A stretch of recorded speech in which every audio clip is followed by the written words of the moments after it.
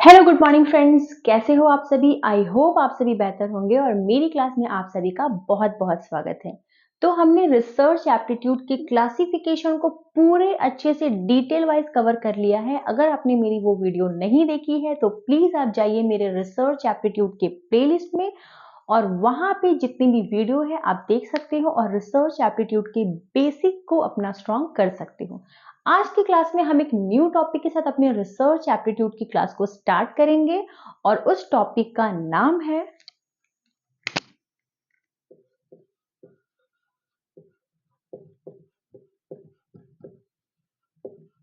Positivism and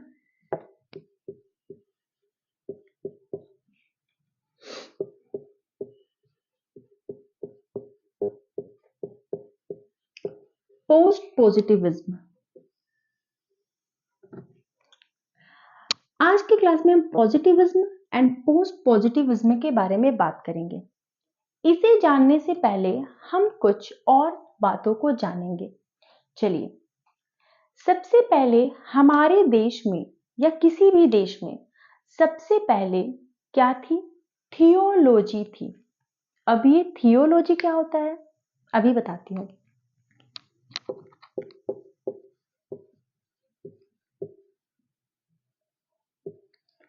theology, जो भी चीजें घट रही है दुनिया में, जो भी चीजें हो रही है वो सभी कौन कर रहा है? भगवान, गॉड, अल्लाह, जीसस, वाहिगुरु, जो भी हो। ठीक है, तो थियोलॉजी का मतलब क्या होता था? थियोलॉजी में लोग क्या मानते थे कि आपके साथ इस दुनिया में जो भी चीजें हो रही है, इस दुनिया में जो भी चीजें घटित हो रही है वो सभी कौन कर रहा है? तो वो सभी भगवान कर रहे हैं। ठीक है, इसी को हम कहते हैं थियोलॉजी। यानी कि सबसे प्राचीन समय में लोग क्या करते थे? लोग थियोलॉजी को बेस मानते थे। कुछ भी हो रहा है, थियोलॉजी, भगवान ने किया। कुछ भी घटना घटी, थियोलॉजी। बारिश हुआ, थियोलॉजी। आग जल गया, थियोलॉजी। कोई मर गया, थियोलॉजी। कोई जिंदा हो गया, थियोलॉजी। हर चीज थियोलॉजी पर डिपेंड थी। लोग थियोलॉजी को ही अपना जीवन जीने का आधार मानते थे। लेकिन कुछ समय के बाद क्या हुआ?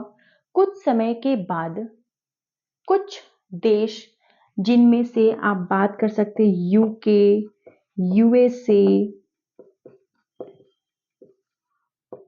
इटाली,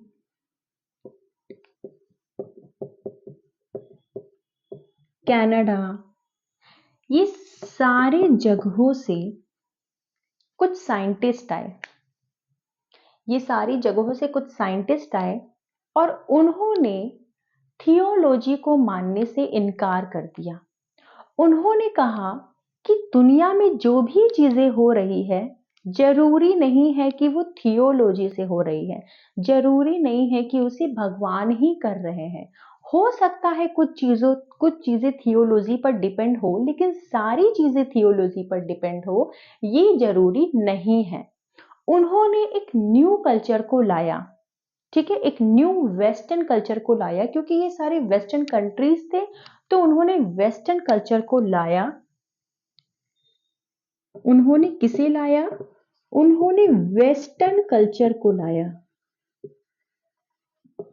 और इस वेस्टर्न कल्चर, वेस्टर्न आइडिया के बेस पर उन्होंने थियोलॉजी को मानने से इनकार कर दिया और उन्होंने एक न्यू टर्म को माना। उस टर्म का नाम है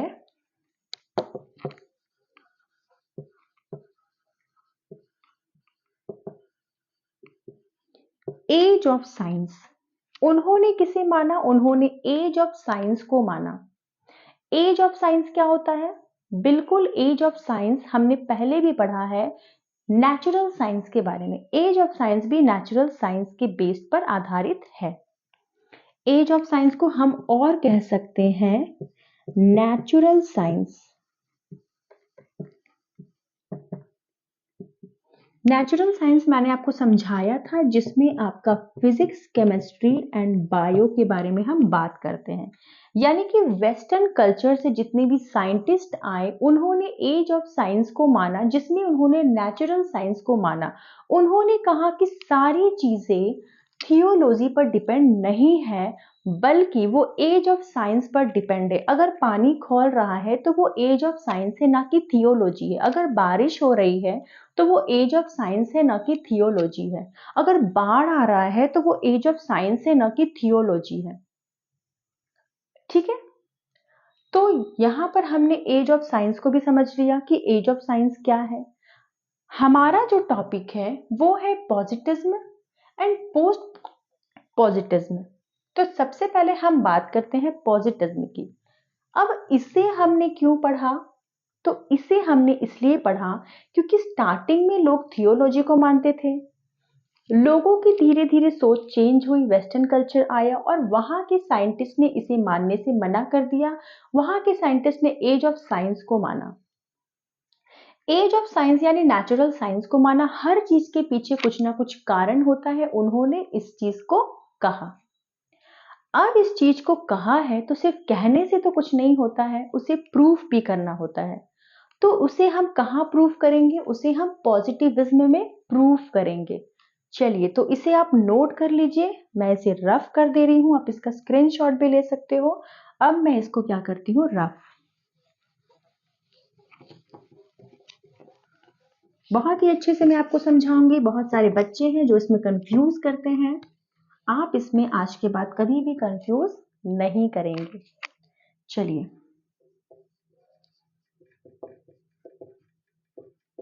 पॉजिटिव्स की अगर हम बात करें, हमने क्या देखा? एज ऑफ साइंस को। पानी खौल रहा है तो वो क्या है? एज ऑफ साइंस है, ना कि थियोलॉजी है। ऐसा कहा वेस्टर्न साइंटिस्ट ने। ठीक है, अब इसे प्रूफ भी तो करना है। भगवान पानी को नहीं खौला रहे हैं। अगर पानी बॉयल हो रहा है तो एज ऑफ साइंस में हमने क्या देखा? हमने प्रूफ किया कि 100 डिग्री सेल्सियस पर वाटर क्या होता है? वाटर बॉइल्ड होता है। ठीक है, 100 डिग्री सेल्सियस पर वाटर क्या हो जाता है? बॉइल्ड होने लगता है। ठीक है, पानी क्या हो जाता है? पानी बॉइल्ड होने लगता है। ठीक है, ये हमने क्या किया? ये हमने प्रूफ कर लिया। जब हमने इसको प्रूफ कर लिया तो हम कहेंगे ना कि ये एज ऑफ साइंस था, ना कि थियोलॉजी था। तो ये हमारा क्या हो गया? प्रूफ हो गया। और जब किसी भी चीज को हम प्रूफ कर ले तो वो हमारा हो जाएगा पॉजिटिविज्म। ठीक है, तो पॉजिटिविज्म में एक रिसर्चर क्या करता है? एक रिसर्चर किसी भी चीज को प्रूफ करने का काम करता है। जो भी डेटा है, जो भी चीजें हैं, रिसर्चर क्या करता है? उसको प्रूफ करता है। ठीक है, उसी को हम कहते हैं पॉजिटिविज्म। मैंने ये बस एक एग्जाम्पल दिया था ताकि आपको समझ में आ जाए। ठीक है, पॉजिटिविज्म आप समझ गए क्या होता है? किसी भी चीज को अगर आप प्रूफ कर पाते हो, अगर आप क्वांटिफाई कर पाते हो, अगर आप मेजर कर पाते हो, तो वो आपका होता है पॉजिटिविज्म। ये आपका रियलिटी होनी चाहिए। ठीक है, ये आपका क्या होना चाहिए? रियलिस्टिक। अगर ये चीज है तो ये रियल होनी चाहिए, ना कि आपने बस ऐसे ही एक थ्योरी बना दिया। वो नहीं, बल्कि क्या होना चाहिए? रियल होना चाहिए। मतलब अगर आपने इसको प्रूफ किया है तो कोई भी अगर इसको करता है तो ये चीज होना चाहिए। आपने कर दिया तो हो गया, किसी और ने किया तो नहीं हुआ, ऐसा नहीं होना चाहिए। अगर आपने इस चीज को प्रूफ किया है तो अगर 100 लोग भी उसको ट्राई करेंगे तो वो चीज होना चाहिए, तभी वो होगा रियलिस्टिक। और जहां पर रियलिस्टिक हो जाए वहां पर आपका पॉजिटिविज्म काम करता है। चलिए, तो ये समझ में आ गया। अब अब हम बात करेंगे पोस्ट पॉजिटिविज्म के बारे में। अब हमने क्या प्रूफ कर दिया? हमने प्रूफ कर दिया कि 100 डिग्री सेल्सियस पर वाटर जो है वो बॉइल्ड हो गया। ये प्रूफ हो गया। 1000 लोगों ने इसे ट्राई किया और सभी के आंसर सेम आए। जब सभी के आंसर सेम आए तो ये क्या हो गया? ये रियलिस्टिक हो गया। लेकिन कुछ कुछ चीजों में कुछ कुछ ऐसे कंडीशंस आए, कुछ कुछ ऐसे सिचुएशन आए जिसमें प्रूफ कर पाना सभी के लिए सिमिलर नहीं हुआ। बात करते अगर वाटर बॉइल्ड हो गया तो यहां तो प्रूफ हो गया, लेकिन कुछ कुछ ऐसी चीजें हुई, कुछ कुछ ऐसी सिचुएशन आई जहां पर एक का रिजल्ट तो सेम आया, दूसरे का भी सेम आया, 10 का भी सेम आया, लेकिन बाकी के 5 का सेम नहीं आया। तो वहां पर क्या हो गया, वहां पर वैसे कंडीशन में ये जो रियलिस्टिक था वो अनरियलिस्टिक हो गया। वैसे ही सिचुएशन को प्रॉब्लम को उसका सॉल्यूशन फाइंड करने के लिए हमने पोस्ट पॉजिटिविज्म को जाना। चलिए तो बात करते हैं पोस्ट पॉजिटिविज्म के बारे में।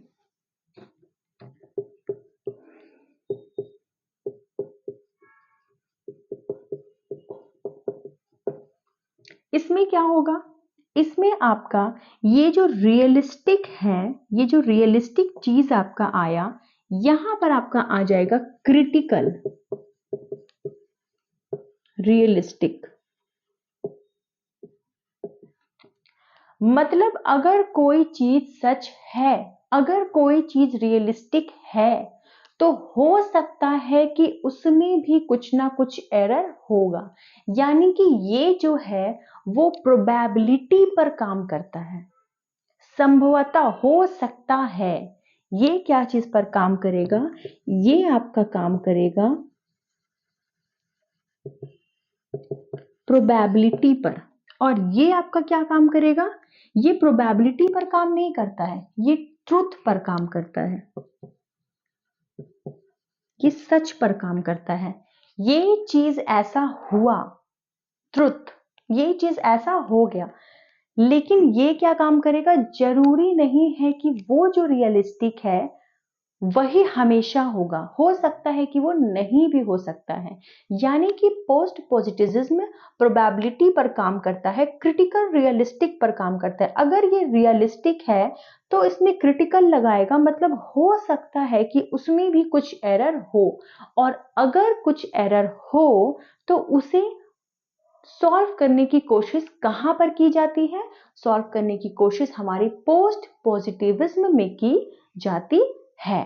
आई होप आपको पॉजिटिविज्म और पोस्ट पॉजिटिविज्म समझ में आ गया होगा। चलिए नहीं भी आ ही गया होगा मुझे लगता है, फिर एक बार और मैं आपको समझा देती हूं। सबसे पहले लोगों ने क्या माना, सबसे पहले लोगों ने थियोलॉजी को माना। दुनिया में जो भी चीजें हो रही है उसे भगवान कर रहे हैं, ये थियोलॉजी को बेस्ड माना। कुछ वेस्टर्न कल्चर के साइंटिस्ट आए, जैसे यूके, यूएसए, कनाडा, इटाली, ये सारी कंट्री से साइंटिस्ट आए, ठीक है।